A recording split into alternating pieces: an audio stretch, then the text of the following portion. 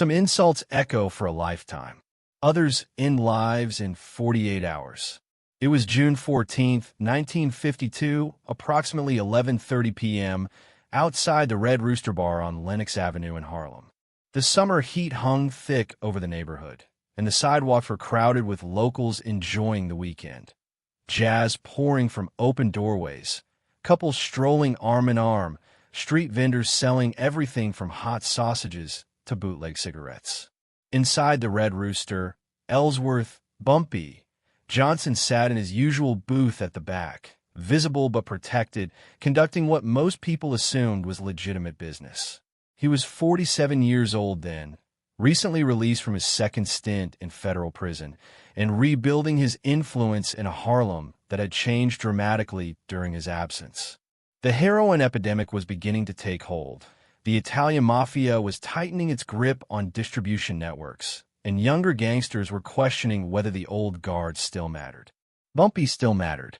Everyone knew it, even the people who wished he didn't. That night, a man walked into the Red Rooster who didn't belong there. His name was Anthony Fiorello, though people called him Tony Knuckles for reasons that became obvious when he shook hands. His knuckles were grotesquely scarred from years of bare-knuckle enforcement work. Fiorello was a mid-level enforcer for the Genovese crime family, the kind of man who got sent to deliver messages when words alone weren't enough. He was 34 years old, broad-shouldered, with slicked-back hair and a suit that cost more than most Harlem families earned in a month. He walked through the Red Rooster like he owned it, ignoring the bartender's subtle attempts to redirect him, ignoring the sudden silence that fell over the room as people recognized what was about to happen. Tony Fiorello walked straight to Bumpy Johnson's booth and stopped. According to witnesses, and there were at least 17 people in that bar who later gave statements to police, journalists, or federal investigators, Fiorello said something that couldn't be repeated in polite company. The exact words varied depending on who you asked, but the substance was clear. He called Bumpy a racial slur, questioned his authority, and made it clear that the Genovese family considered him irrelevant. Bumpy didn't stand up. He didn't raise his voice. He simply looked at Fiorello and said, "You should leave." What happened next became the most debated moment in Harlem underworld history. Tony Fiorello, standing over Bumpy Johnson's table, leaned forward and spat directly in his face. The bar went silent. Not the kind of silence where people are shocked. The kind of silence where people are calculating how quickly they can leave before violence erupts. Because in the world these men inhabited, spitting on someone wasn't just disrespect. It was a declaration. It meant you believed that person couldn't or wouldn't retaliate. It meant you were willing to bet your life on their weakness. Bumpy Johnson slowly reached for a napkin, wiped his face, and set the napkin down on the table. He still hadn't stood up. He still hadn't raised his voice. 48 hours, he said quietly. You've got 48 hours to leave New York. Fiorello laughed. It was a genuine laugh, loud and dismissive. He turned to the crowd, arms spread wide, as if inviting them to share in the joke. You hear this? The old man's giving me a deadline. Then he walked out, still laughing, and disappeared into the Harlem night. The people in the Red Rooster didn't know whether to stay or leave, whether to pretend they hadn't seen anything or to spread the word immediately. Most did both. They finished their drinks quickly and left, and by midnight, every policy station, barbershop, and after-hours club in Harlem knew what had happened. Bumpy Johnson had been publicly humiliated, and he'd done nothing about it. By the next morning, the story had reached Little Italy. By that afternoon, it had reached the Bronx, Brooklyn, and Queens. By that evening, it was being discussed in social clubs as far away as Philadelphia and Boston. The consensus was clear. Bumpy Johnson was finished. Age, prison, and the changing times had finally caught up with him. The disrespect from a mid-level Italian enforcer proved that he no longer commanded fear. And in the underworld, once you stop commanding fear, you stop matching. But here's what nobody understood at the time, what wouldn't become clear until much later. Bumpy Johnson had not been humiliated. He had been patient, because 48 hours was not a threat. It was a countdown. And when those 48 hours ended, Anthony "Tony Knuckles" Fiorello would vanish so completely, so thoroughly, that even the Genovese family would struggle to piece together what happened. His name would disappear from police records, from witness statements, from the collective memory of the underworld itself. Some said Bumpy killed him personally. Others said he'd hired it out. A few claimed Fiorello had simply fled New York and started over somewhere else under a new name. But the people who knew Bumpy best, the ones who'd worked with him, feared him, and studied his methods over 3 decades, they knew the truth was more complicated than murder and more permanent than exile. Because Bumpy Johnson didn't just eliminate threats. He erased them, systematically, strategically, and always within the boundaries of plausible deniability that kept him out of prison and kept his enemies guessing. What happened over those 48 hours in June 1952 would define the remainder of Bumpy Johnson's criminal career. It would cement his reputation not as the most violent gangster in Harlem, but as the most calculating, the most patient, the most dangerous precisely because he didn't need to be seen. And it would send a message to every mobster, every enforcer, every ambitious young gangster in New York. You could insult Bumpy Johnson. You could disrespect him. You could even spit in his face. But you couldn't survive it. To understand why Tony Fiorello made such a catastrophic mistake, you need to understand what Bumpy Johnson represented in 1952 and why so many people had begun to doubt him. Bumpy had been released from his most recent prison term in late 1951, after serving 5 years in federal custody for conspiracy charges related to narcotics distribution. It was his second major conviction. He'd previously spent nearly a decade in Alcatraz in the 1940s, and each time he came out, the world had shifted beneath his feet. Harlem in 1952 was not the Harlem he dominated in the 1930s and early 40s. The numbers racket, once the economic backbone of the neighborhood's underground economy, was under siege. The Italian Mafia had moved aggressively into Harlem during Bumpy's absence, installing their own overseers, demanding tribute, and squeezing out independent operators who refused to cooperate. More devastatingly, heroin had arrived. By 1952, an estimated 15,000 to 20,000 heroin addicts lived in Harlem, according to reports compiled by the NYPD's Narcotics Bureau. The drug had transformed the neighborhood's criminal landscape. Where the numbers racket had been relatively orderly, predictable, community-based, with clear hierarchies, heroin created chaos. Addicts were unreliable. Dealers were violent. The money was enormous, but came with federal heat that even the Mafia struggled to manage. Bumpy Johnson had famously resisted involvement in heroin distribution during his earlier years, believing it would destroy the community infrastructure that made other rackets viable. But during his time in prison, that resistance had been interpreted as weakness, as outdated thinking from an old man who no longer understood the game.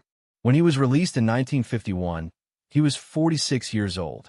He'd lost weight in prison, his hair was graying, and he walked with a slight limp from a yard fight he'd been in at Lewisburg Penitentiary. To younger gangsters who'd come up during his absence, he looked like a relic. Tony Fiorello was one of those younger gangsters. Fiorello had been born in Brooklyn in 1918, the son of Sicilian immigrants who worked in a textile factory. He joined the Genovese family in his early 20s during World War II, when many of the older enforcers were either in prison or keeping low profiles to avoid federal scrutiny. He'd proven himself through violence, collecting debts, settling disputes, and intimidating witnesses who might testify against family interests.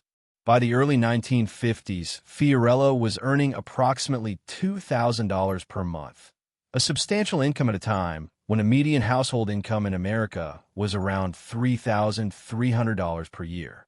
He had money, he had backing, and he had ambition. What he didn't have was institutional memory. Fiorello had been 15 years old in 1933 when Bumpy Johnson first negotiated with the Italian Mafia on behalf of Harlem's independent operators. He'd been in his early 20s during World War II, when Bumpy was in Alcatraz.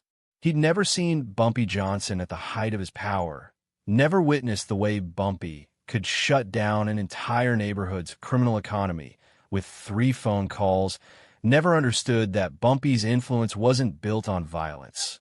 It was built on relationships, leverage, and an almost supernatural ability to see 3 moves ahead. All Fiorello knew was what he'd heard, that Bumpy Johnson was an old black gangster who'd done time, who'd lost territory to the Italians, and who now sat in bars drinking and pretending he still mattered. That perception was exactly what Bumpy wanted. Because here's what Tony Fiorello didn't know. Bumpy Johnson had spent his 5 years in federal prison studying, not just reading books, though he read voraciously, but studying systems. He studied how the Italian Mafia structured their operations, how they insulated their bosses through layers of intermediaries, how they used legitimate businesses to launder money and establish political connections. He also studied how they made mistakes. The Mafia's greatest strength in the early 1950s was also their greatest vulnerability. They believed their own mythology. They believed they were untouchable, that their organizational structure and political connections made them immune to consequences. They believed that everyone else, especially black gangsters, operated on a lower level, with less sophistication, less discipline, less intelligence.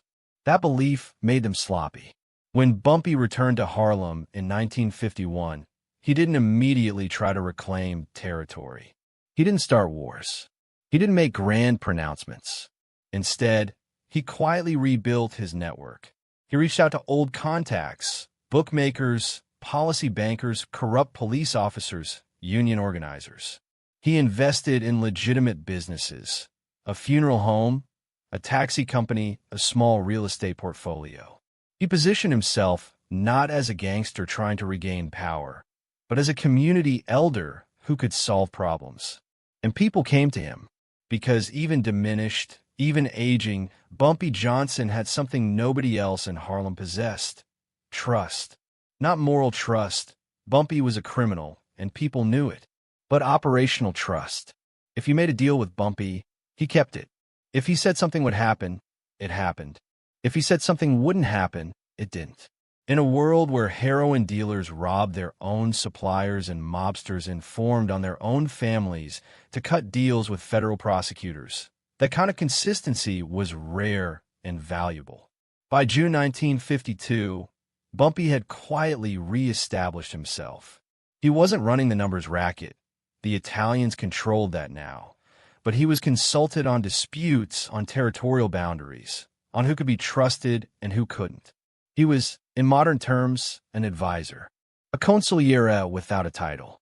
But Tony Fiorello didn't see any of that. He saw an old man sitting in a bar, and he made the calculation that disrespecting him would boost his own status within the Genovese family. He was wrong. What Fiorello didn't understand, what nobody except Bumpy's closest associate understood, was that the previous 18 months had been preparation. Bumpy wasn't rebuilding his criminal empire because he wanted to be a boss again. He was building something more subtle and more dangerous. A network of people who owed him favors, who respected him, and who would act on his behalf without being told explicitly what to do. That network included corrupt cops who'd take money to lose evidence, union stewards who could shut down a business with a single phone call, landlords who could evict someone within 48 hours, taxi drivers who knew every back alley in the city, funeral home directors who could make bodies disappear, lawyers who could file paperwork that would tie someone up in court indefinitely, and informants. Lots of informants. Because while Bumpy was in prison, he'd also learned something crucial about how the FBI and NYPD were targeting organized crime. They relied heavily on inside information. And if you knew who the informants were, if you could identify which mobsters were cooperating with law enforcement, you had leverage that was almost unlimited. Tony Fiorello had no idea that when he walked into the Red Rooster on June 14th, 1952, he was walking into a trap that had been set months in advance. Not a trap designed to kill him, though that was certainly possible. A trap designed to erase him. And in 48 hours, that's exactly what happened. June 15th, 1952, the morning after the incident at the Red Rooster. Tony Fiorello woke up in his apartment in Brooklyn, feeling proud of himself. He'd gone into Harlem, enemy territory, and disrespected the so-called legendary Bumpy Johnson in front of witnesses. And what had happened? Nothing. The old man had just sat there, wiped his face, and made an empty threat. Fiorello had breakfast at a diner on Flatbush Avenue, where he met with two other Genovese associates, a loan shark named Sal Martino and a bookmaker named Paulie DeAngelis. Over eggs and coffee, they discussed the previous night. According to later FBI reports, compiled from wiretaps that were monitoring Martino's activities, the conversation was celebratory. "The old man's done," Fiorello allegedly said. "He's got no muscle, no backup. He's just sitting in Harlem pretending he matters." Martino, who was older and more cautious, reportedly warned him, "Bumpy's been around a long time. He's still connected." Fiorello dismissed the concern. Connected to what? Old men playing numbers? The Italians run Harlem now. He's just another Negro who doesn't know when to quit. What none of them knew was that while they were having breakfast, Bumpy Johnson was making phone calls. The first call went to Detective Sergeant Frank Williams of the NYPD's 28th Precinct, the precinct that covered most of Harlem. Williams was black, one of the few black sergeants in the NYPD at that time, and he'd worked with Bumpy on and off for years in what could only be described as a mutually beneficial arrangement. Williams would provide information on upcoming raids, and Bumpy would provide information on violent criminals who made the neighborhood dangerous and drew unwanted federal attention. The conversation was brief. According to Williams's later testimony, given years after Bumpy's death, when Williams was facing unrelated corruption charges, Bumpy asked a simple question. Tony Fiorello. Genovese family. What do you know? Williams, who had access to organized crime files, provided what he knew. Fiorello was under investigation by the FBI's New York field office for racketeering, specifically for extorting labor unions involved in the garment district. The investigation had been ongoing for 8 months, but hadn't produced enough evidence for an indictment. The FBI had attempted to flip 2 of Fiorello's associates, but both had refused to cooperate. Bumpy thanked him and hung up. The second call went to a lawyer named David Klein, who operated out of a small office in the Bronx. Klein wasn't a mob lawyer exactly. He was too small time for that, but he specialized in real estate law, civil disputes, and occasionally helping people navigate complex bureaucratic problems. He was also Jewish, connected to the remnants of the old Jewish organized crime networks that had once been powerful but had largely been absorbed or displaced by the Italians. Klein had done legal work for Bumpy before, helping him structure his legitimate business investments, navigating tax issues, filing incorporation papers. More importantly, Klein had connections to city clerks, housing inspectors, and low-level bureaucrats who controlled the mundane but powerful machinery of municipal government. "I need property records," Bumpy told him. Anthony Fiorello. Brooklyn. Everything he owns, rents, or has his name on. Klein said it would take a day, maybe 2. Bumpy said he needed it in 6 hours. Klein delivered in 4. By the afternoon of June 15th, Bumpy had a complete picture of Tony Fiorello's life. He owned no property, smart, from an asset protection standpoint. He rented an apartment in Brooklyn under his own name, not smart. He had a car registered in his name, a 1951 Cadillac Coupe de Ville, black, purchased with cash. He had a girlfriend, a 23-year-old woman named Angela Russo, who worked as a seamstress in the garment district. He had no children, no significant debts, and no obvious legal vulnerabilities beyond the ongoing FBI investigation. But the FBI investigation was enough, because Bumpy Johnson, during his time in federal prison, had learned something that most street criminals never understood. The government's power didn't come from laws, it came from paperwork. If you could manipulate the paperwork, you could manipulate the outcome. That evening, June 15th, Bumpy met with a man named Raymond Cole at a Harlem barbershop that closed early. Cole was in his mid-30s, light-skinned, well-dressed, and worked as a clerk in the U.S. Attorney's Office for the Southern District of New York. He'd been hired in 1948, one of the first black clerks in the office, and he'd spent 4 years filing documents, organizing case files, and learning exactly how the federal prosecution system worked. He was also, quietly, on Bumpy Johnson's payroll. Not for money. Cole made decent money for a clerk, about $4,500 per year. But Bumpy had helped Cole's younger brother stay out of jail 3 years earlier when the brother had been caught in a stolen car. It was a favor that Cole hadn't been able to repay until now. "I need to know about Tony Fiorello's FBI file," Bumpy said, "and I need to know if they've got any active informants feeding them information." Cole looked uncomfortable. "If I get caught accessing that file, I'm done. Not just fired, charged." "You won't get caught," Bumpy said, "and you won't have to access anything. Just listen. Files get discussed. Agents talk. You hear things." Cole thought about it, then nodded. "Give me 24 hours. Bumpy didn't have 24 hours. He had 33 hours left on his deadline. But he didn't push, because he already knew what Cole would find. Bumpy had spent the afternoon talking to 3 other people in his network: a taxi driver who sometimes drove FBI agents, a janitor who worked in the federal building in Manhattan, and a retired police officer who still had drinks with active agents. The pieces were coming together.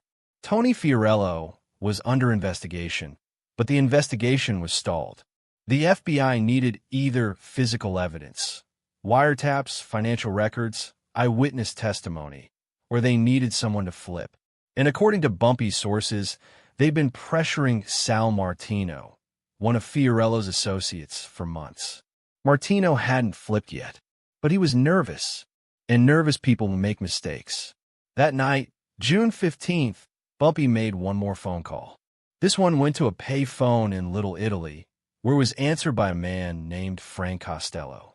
Frank Costello was, at that time, one of the most powerful mobsters in America. He was the acting boss of the Genovese family, though Vito Genovese, the family's namesake, was positioning to retake control. Costello was known as the Prime Minister of the Underworld for his political connections, his strategic mind, and his preference for bribery over violence. Costello and Bumpy Johnson had a complicated relationship. They weren't friends. Costello was Italian and Bumpy was black, and the racial dynamics of the 1950s underworld made true friendship unlikely. But they had mutual respect, built over decades of avoiding unnecessary conflicts and occasionally helping each other with problems that benefited both sides. The conversation was brief and cryptic, as all phone conversations between high-level criminals were in the 1950s, when wiretaps were becoming more common. "There's a young man from your organization who's causing problems in my neighborhood," Bumpy said. "Which young man?" Costello asked. "Knuckles." There was a pause. Costello knew exactly who Bumpy was talking about. "What kind of problems?" "The disrespectful kind." Another pause. "How do you want to handle it?" "I'm handling it. I'm calling as a courtesy." Costello understood immediately. Bumpy wasn't asking for permission. He was informing Costello that Tony Fiorello was about to have a very bad week, and that Costello shouldn't interfere. "Understood," Costello said. "But keep it quiet." "It'll be silent," Bumpy replied. And then he hung up. That phone call was crucial because it meant that when Tony Fiorello disappeared, the Genovese family wouldn't come looking for revenge. They wouldn't start a war with Harlem. They would simply write Fiorello off as a casualty of his own stupidity. Because here's what most people didn't understand about the Mafia in the 1950s. They weren't loyal to individual members. They were loyal to the organization. And if an individual member created problems, especially with someone like Bumpy Johnson, who had his own connections and could make things very complicated, the organization would sacrifice that member to maintain peace. Tony Fiorello had insulted Bumpy Johnson, but more importantly, he'd done it publicly in front of witnesses in a way that forced a response, that made him a liability. and Frank Costello had just given Bumpy permission to eliminate that liability. By midnight on June 15th, 36 hours remained on Bumpy's deadline. Tony Fiorello was still going about his business, unaware that his life was being systematically dismantled. He went to dinner with Angela Russo, his girlfriend. He collected money from a garment factory owner who owed the Genovese family protection money. He stopped by a social club in Brooklyn and played cards until 2 in the morning. He felt untouchable. He was wrong. June 16, 1952. 24 hours remaining. Tony Fiorello woke up to discover that his car had been impounded overnight. According to the notice left on his windshield, the Cadillac had been parked illegally in a loading zone and towed by the NYPD to a city impound lot in Queens. It was a lie. The car had been parked legally in front of his apartment building. But the parking ticket and impound paperwork looked official, complete with an officer's badge number and signature. The officer didn't exist. The badge number belonged to a cop who'd retired 6 months earlier. The signature was forged. But none of that mattered because the paperwork was in the system and the car was gone. Fiorello took a taxi to the impound lot in Queens, furious. When he arrived, the clerk at the desk checked the records and informed him that there was a problem. The car's registration had a discrepancy. The VIN number on file didn't match the VIN number in the city's records. Until the discrepancy was resolved, the car couldn't be released. "That's impossible," Fiorello said. "I bought that car new last year." "I'm just telling you what the records show," the clerk said. "You'll need to contact the DMV and get it straightened out." Fiorello spent the next 3 hours at the DMV, waiting in line, filling out forms, trying to prove that his car was legally registered. Every clerk he spoke to gave him a different answer. One said he needed a document from the dealership. Another said he needed a notarized affidavit. A third said the issue was actually with his driver's license, which showed an address that didn't match his current residence. By the time Fiorello left the DMV, exhausted and empty-handed, it was early afternoon. He took another taxi back to Brooklyn, his frustration mounting. What he didn't know was that every minute he'd spent at the DMV, every form he'd filled out, every clerk he'd argued with had been arranged by Bumpy Johnson's network. The impound was fake. The VIN discrepancy was fake. The bureaucratic maze he'd been sent through was designed for one purpose: to keep him distracted and predictable. Because while Fiorello was dealing with his car, other things were happening. Raymond Cole, the clerk in the U.S. Attorney's office, had done what Bumpy asked. He'd listened, and during his lunch break on June 16th, he'd overheard 2 FBI agents discussing the Fiorello investigation. One of the agents mentioned that they were planning to bring Sal Martino, Fiorello's associate, in for another round of questioning.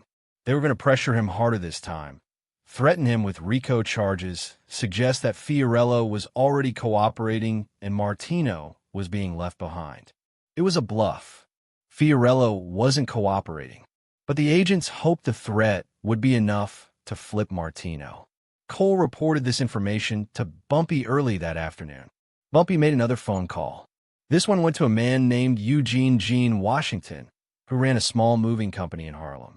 Washington wasn't a gangster in the traditional sense. He had no criminal record, no mob affiliations. But he employed a crew of a dozen men, most of whom had spent time in prison and were loyal to Bumpy because Bumpy had helped them find work when no one else would. "I need a car moved," Bumpy told him. 1951 Cadillac. Black. Currently in the impound lot in Queens. Needs to be in New Jersey by tonight. Washington asked the obvious question: "How do I get it out of the impound lot?" "You don't," Bumpy said. "You wait until the lot closes.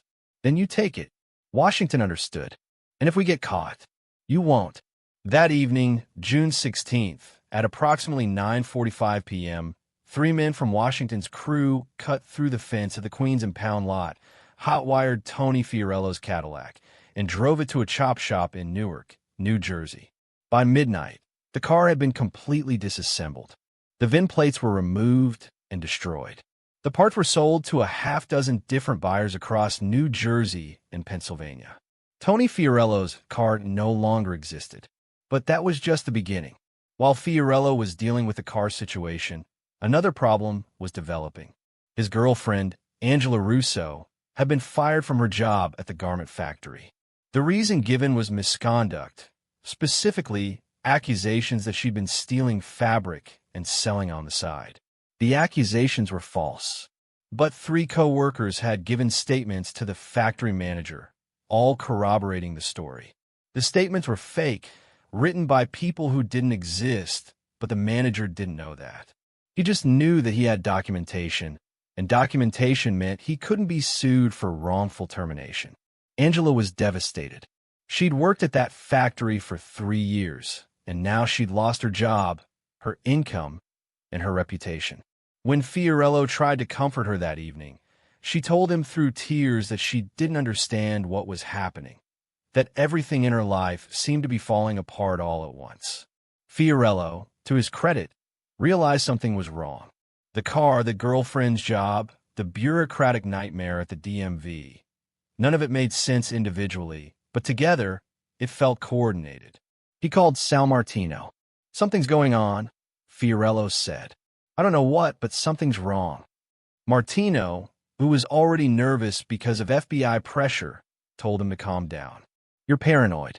It's just bad luck." But Fiorello wasn't convinced. That night, June 16th, he contacted Frank Costello's office and requested a meeting.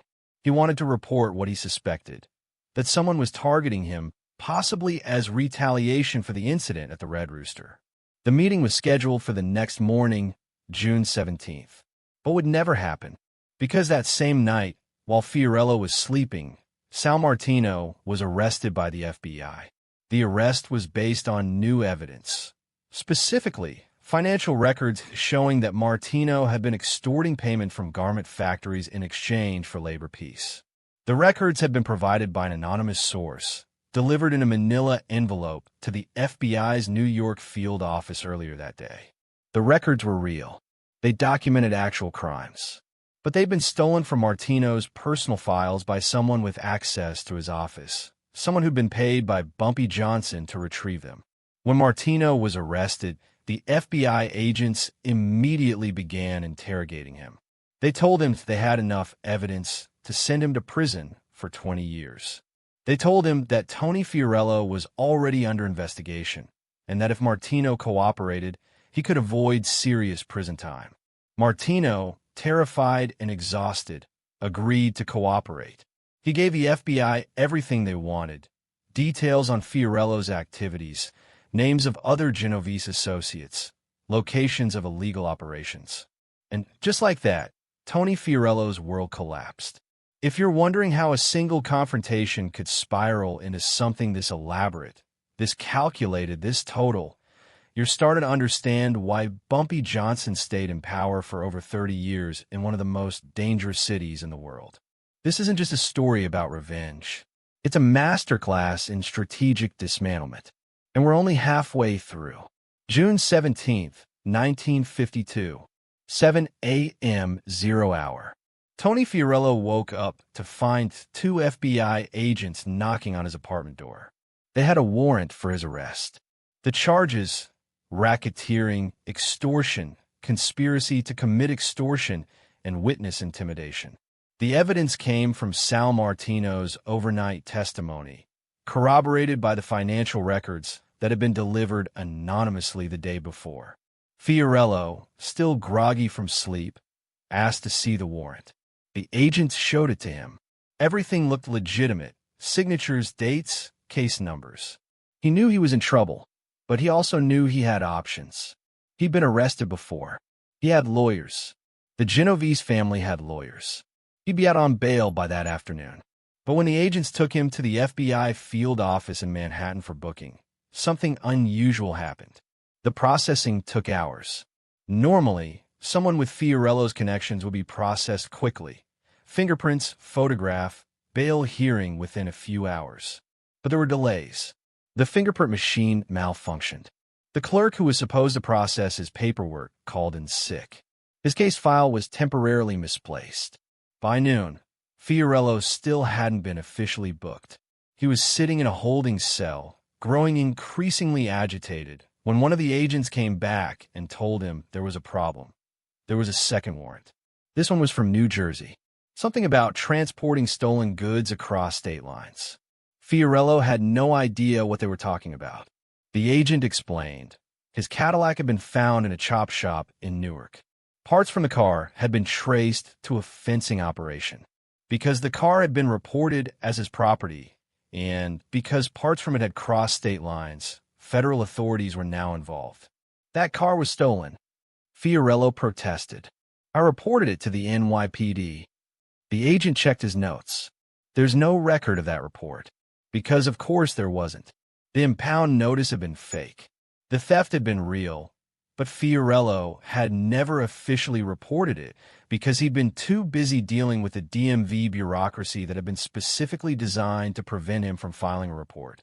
Now it looked like Fiorello had been involved in a stolen car ring, using his own vehicle to transport parts to New Jersey fences. It was absurd. It was obviously a setup, but it was also documented, and documentation was all that mattered. By 2 p.m., Fiorello was still in custody. His lawyer, a man named Morris Katz who worked for the Genovese family, arrived and demanded immediate bail. But the assistant U.S. attorney handling the case argued that Fiorello was a flight risk due to the multi-state nature of the charges. The bail hearing was delayed until the following morning. Fiorello would spend the night in federal custody. That evening, while Fiorello sat in a cell, Frank Costello made a decision. He'd heard about the arrest, about the charges, about Martino flipping, and he'd remembered the phone call from Bumpy Johnson 2 nights earlier. Costello understood immediately what had happened. Bumpy hadn't killed Tony Fiorello. He'd done something more elegant. He'd fed him to the federal government. And he'd done it in a way that made it look like Fiorello's own stupidity and bad luck, not orchestrated revenge. It was brilliant, and it was untraceable. Costello called his attorney and gave simple instructions. Do not defend Tony Fiorello. Do not bail him out. Let him sit. When Katz, the lawyer, protested that Fiorello was a family member and deserved representation, Costello was blunt. He embarrassed himself and embarrassed us. He's on his own. It was a death sentence, but not the kind that involved bullets. June 18, 1952. Tony Fiorello appeared before a federal judge for his bail hearing. His lawyer, now operating without family backing, made a perfunctory argument.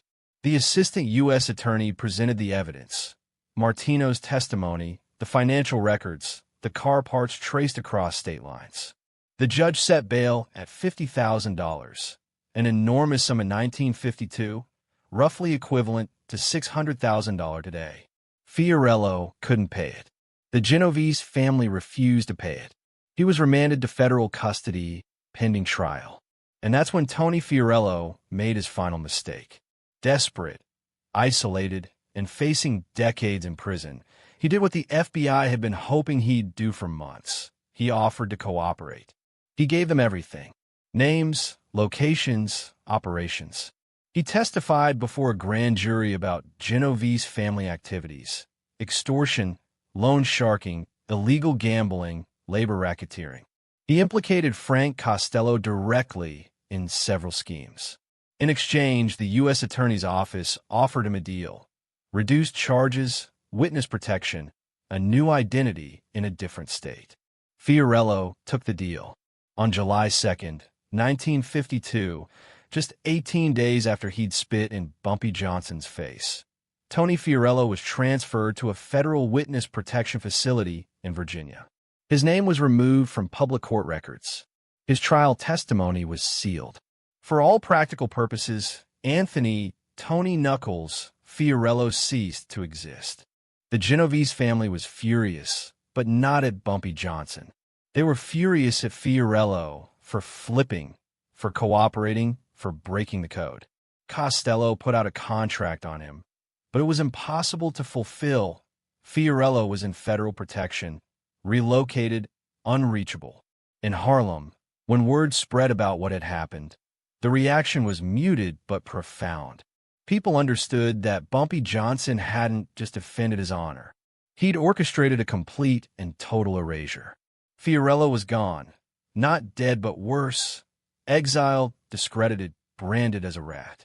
And Bumpy had done it without firing a shot, without ordering a hit, without leaving any evidence that he'd been involved at all.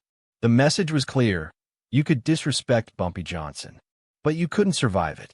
The Tony Fiorello incident marked a turning point in how the underworld viewed Bumpy Johnson. Before June 1952, many younger gangsters, both black and Italian, had seen him as past his prime, a relic of an earlier era who'd been overtaken by changing times. After June 1952, that perception changed completely. What Bumpy had demonstrated wasn't just power. It was something far more dangerous: mastery of systems. He'd used the legal system, the bureaucratic system, the informant system, and the internal politics of the Mafia itself to eliminate a threat without ever appearing threatening. Within weeks, stories about the incident circulated through the underworld. The details were murky. Nobody knew exactly how Bumpy had pulled it off, but the outcome was clear.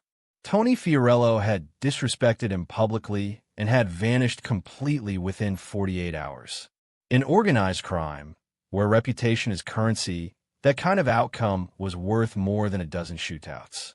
Frank Costello, despite being implicated in Fiorello's testimony, emerged from the situation with respect for Bumpy intact. He understood that Bumpy had given him advance warning, had kept the situation quiet, and had eliminated a weak link in the Genovese organization. From Costello's perspective, Bumpy had done him a favor. Over the next several years, the relationship between Harlem's independent operators and the Italian Mafia stabilized.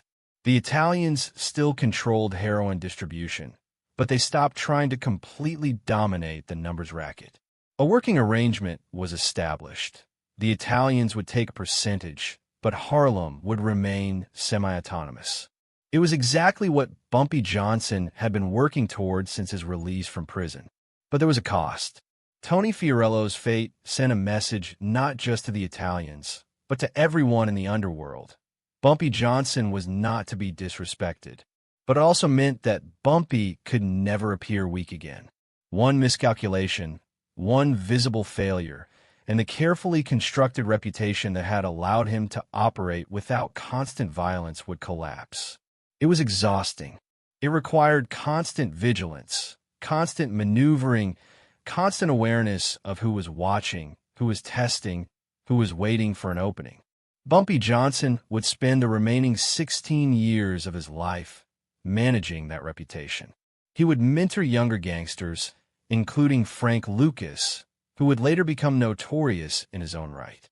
He would invest in legitimate businesses, trying to build a life beyond crime. He would serve additional prison time.